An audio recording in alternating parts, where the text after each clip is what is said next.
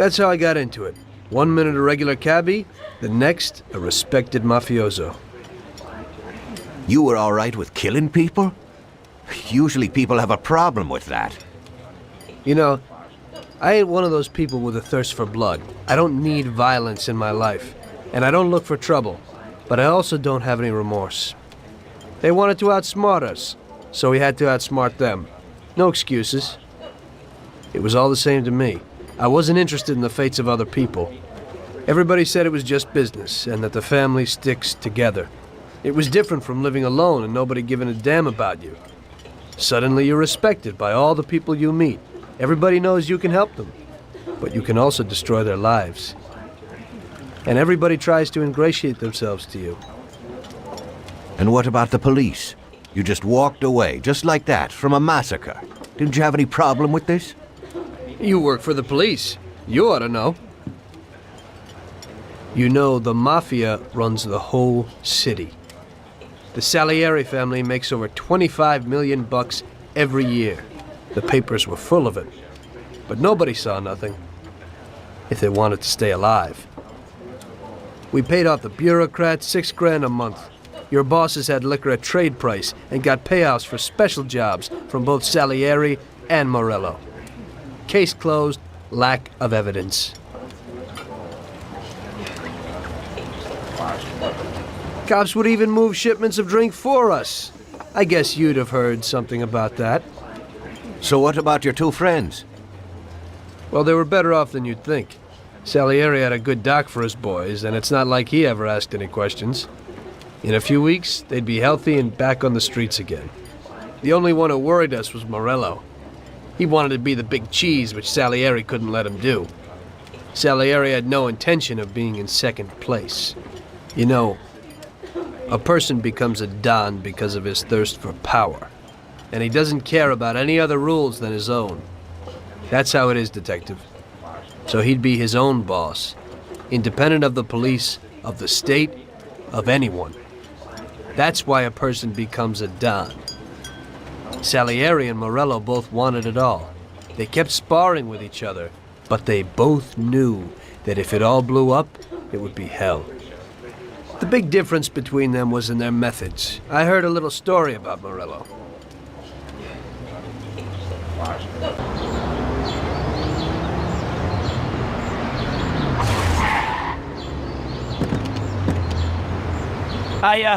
I'm sorry, sir. I idiot! mean it. Do you know what you've done? You know how much that car cost? I was driving slowly, Mr. Morello. I don't know how, Do you mean to say that I crashed into your car? no. Sir, I wanted, no, sir, No! Faster! Get in my way!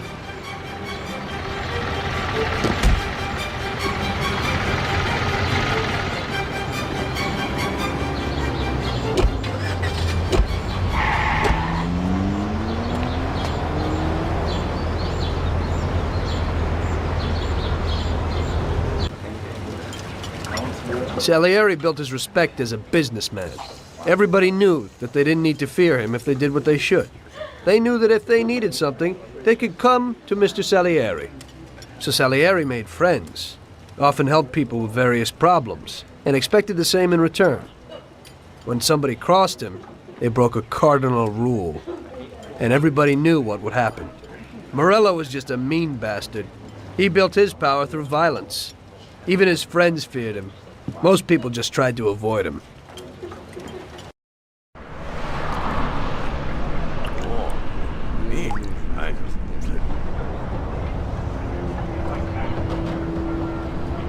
Listen, Tommy, I have a delicate job for you. I don't know anyone else who could do it better than you. You're a good driver, and you have experience. Well, to make it simple, tomorrow all the best motors are going to race at the city track. And I bet on one kid who's been a favorite up until now. I helped him along in his career a little. I like fast cars, and I said to myself that I could make back a little on that investment. You understand? And then Ralphie starts saying that some European has come over, and his car is certain to win. Ralphie knows cars. He's real good with them. But otherwise, he's a complete moron. What, he couldn't have told me before I bet on the kid? But still, what the hell is a guy, God knows from where, doing here? These are American races.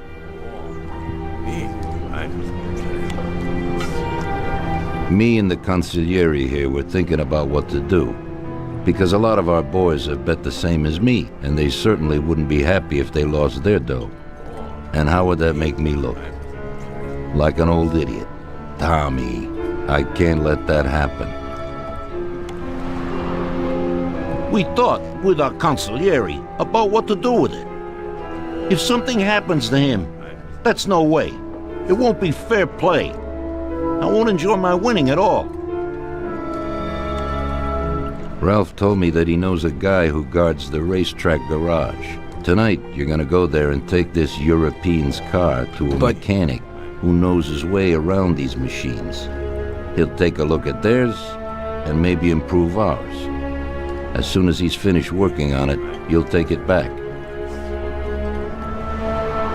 It's important that the car is back in its place before anybody catches on. And don't even think about crashing it or getting caught by the cops. Are we clear? Yes, boss. If you pull it off, you'll of course get a share of the winnings. Now go. Ralph will tell you where and how.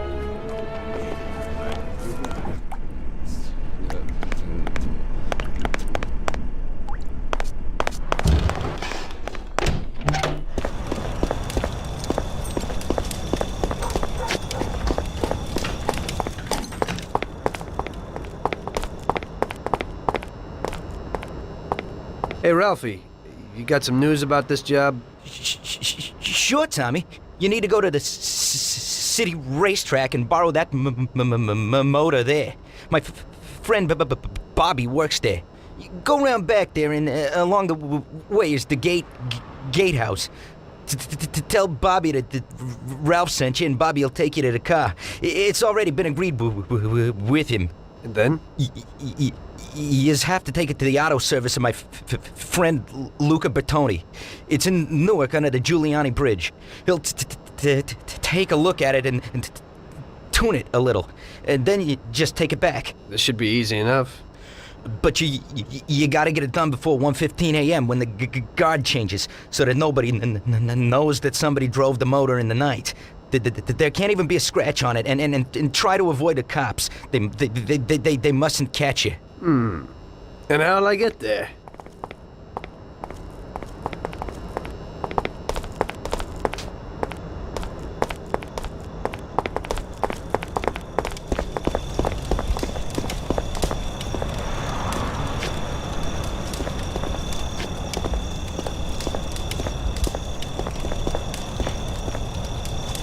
Well, I got something new in. Ain't no big thing to swipe one. Watch. You just stick a piece of wire in here and twist it a little, and you get inside where you gotta join these two wires.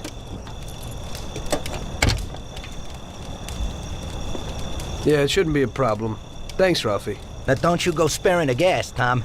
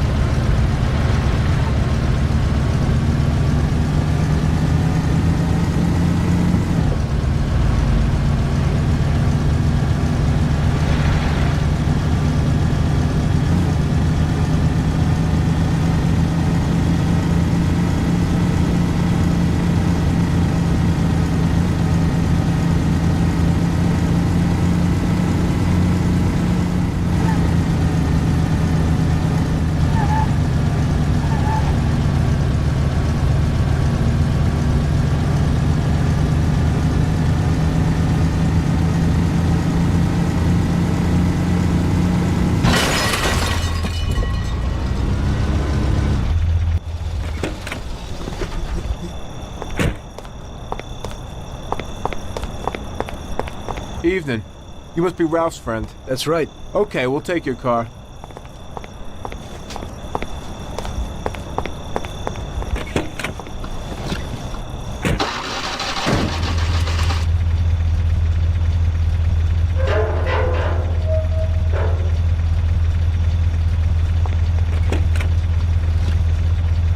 Go in and over to the garage.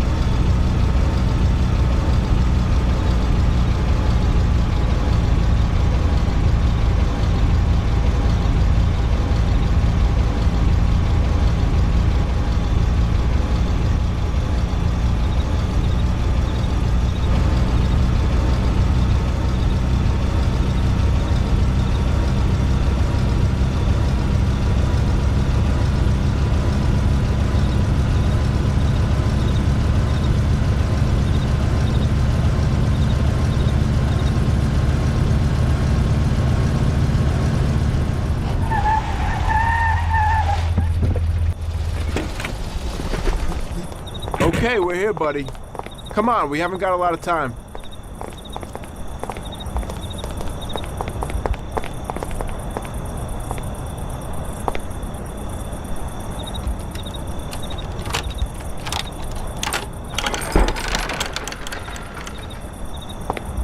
Okay, is that it? Yeah, buddy, be real careful. There can't even be a scratch on it. And avoid the cops like the devil, because this car will be real obvious. That's right. In about half an hour, the second guard will come. So you gotta be back by then, buddy. And be real careful, that car goes fast. Maybe it's the fastest car in the world, who knows? Sure, Bobby, no problem. I'll take care of it in a half hour.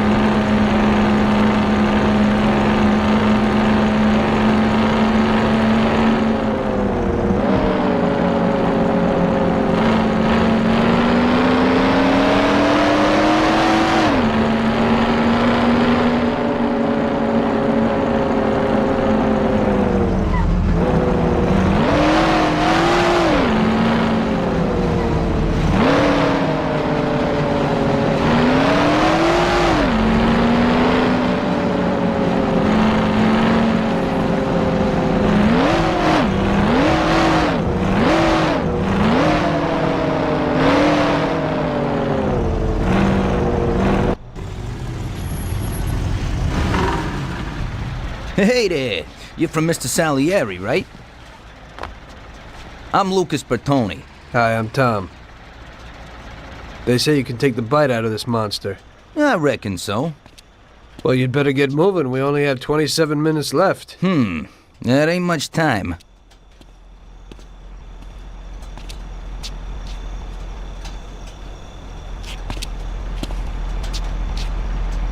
We'll see what could be done. You can hang out a while.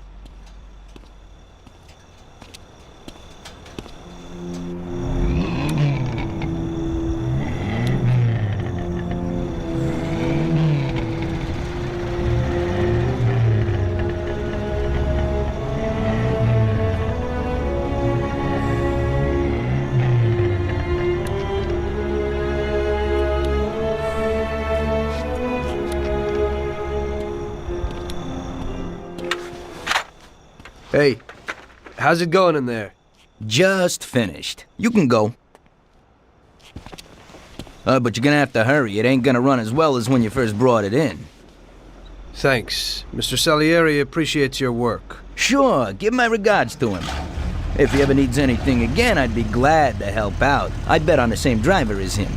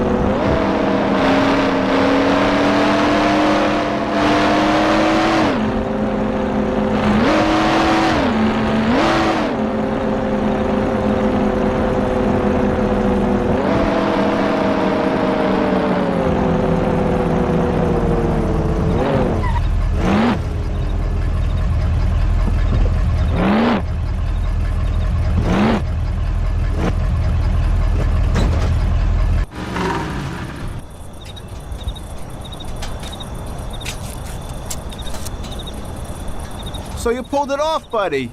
And the car isn't even scratched. Thanks, Bobby. It really was the fastest car in the world. Sure is. We're lucky you managed it. I bet on the Don's car, too. It seems everybody did. I bet on it. So did almost everybody in my neighborhood. I figure the driver's pretty important, too. Sure. Well, I won't keep you. Good night. Take care, Bobby. Thanks for the help.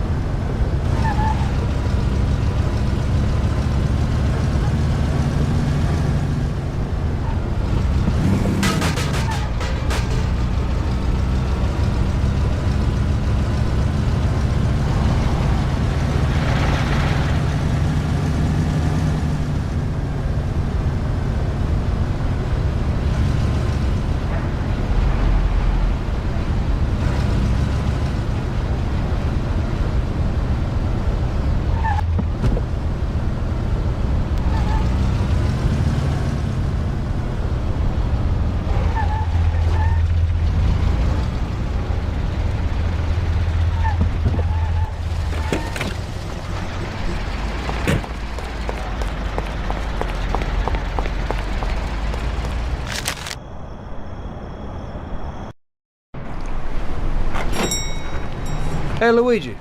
Hey, Tommy.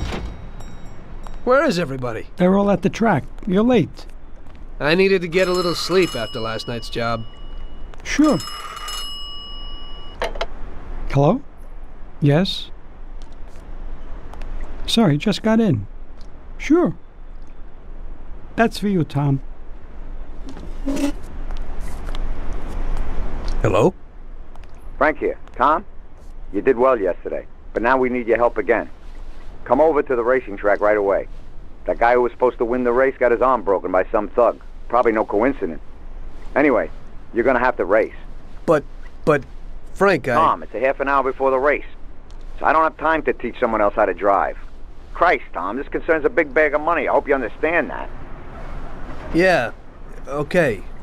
Frank... So I expect to see you here at the track in a few minutes.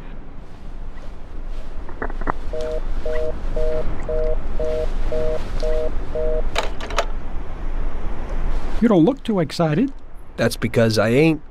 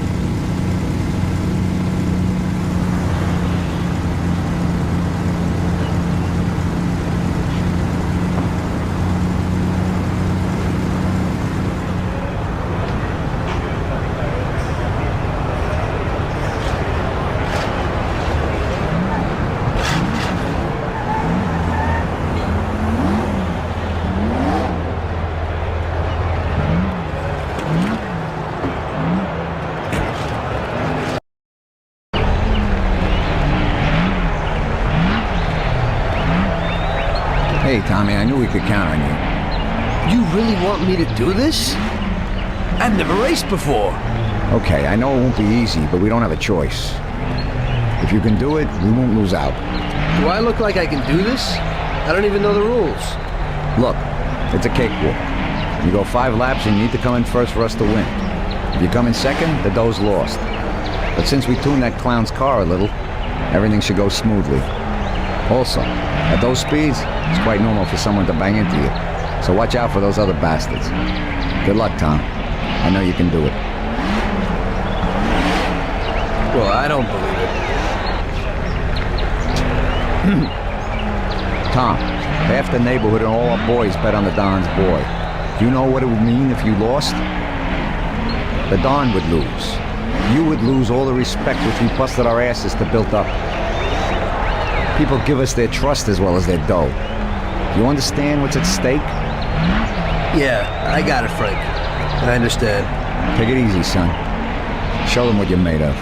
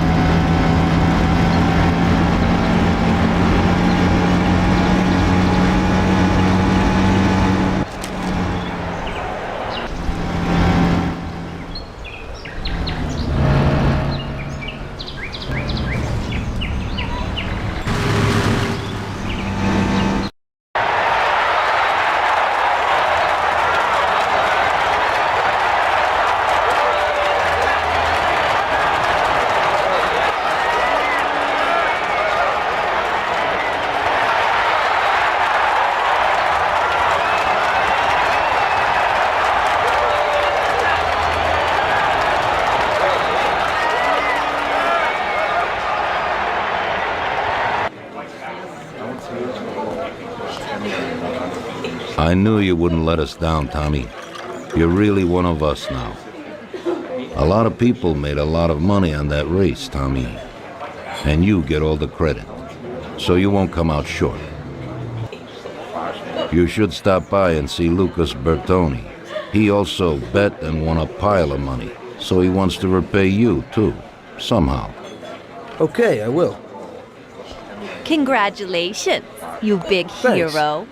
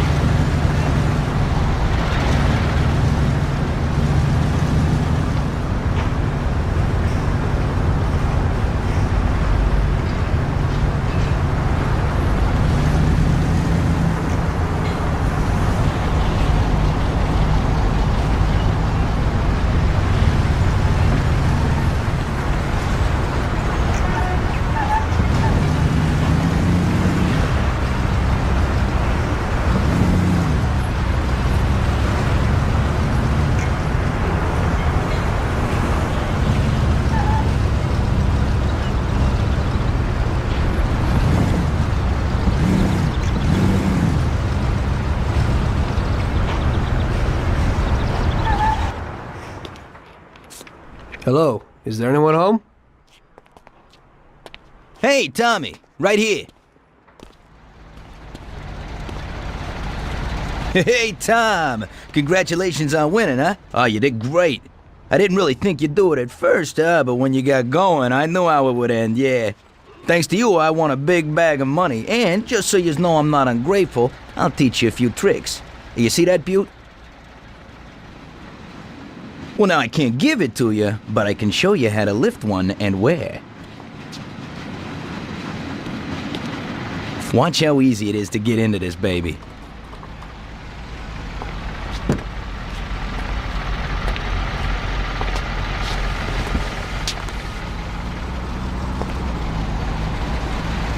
There you go. Piece of cake. Okay. I figure I can manage that.